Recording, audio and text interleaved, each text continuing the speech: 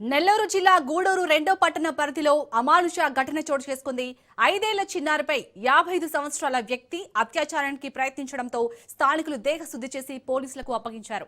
చెవటపాలెంలో 5 ఏళ్ల చిన్నారి ఆరు బయట వెలగా సదాశివం అనే వ్యక్తి బాలికపై అత్యాచారానికి ప్రయత్నించడంతో బాలిక కేకలు వేసింది. దీంతో స్పందించిన స్థానికులు సదాశివంకి దేహశుద్ధి చేసి పోలీసులకు అప్పగించారు. కేసు నమోదు చేసుకుని దర్యాప్తు చేపట్టారు పోలీసులు.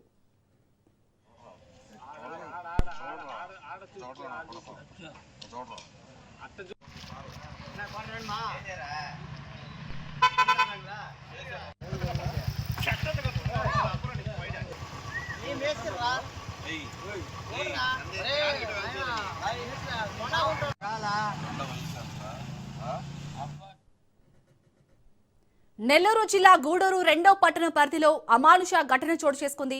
5 ఏళ్ల చిన్నారిపై 55 సంవత్సరాల వ్యక్తి అత్యాచారానికి ప్రయత్నించడంతో స్థానికులు దేహశుద్ధి చేసి పోలీసులకు అప్పగించారు.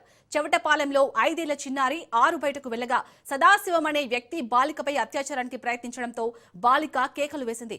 దీంతో స్పందించిన స్థానికులు సదాశివంకి దేహశుద్ధి చేసి పోలీసులకు అప్పగించారు. కేసు నమోదు చేసుకుని దర్యాప్తు చేపట్టారు పోలీసులు.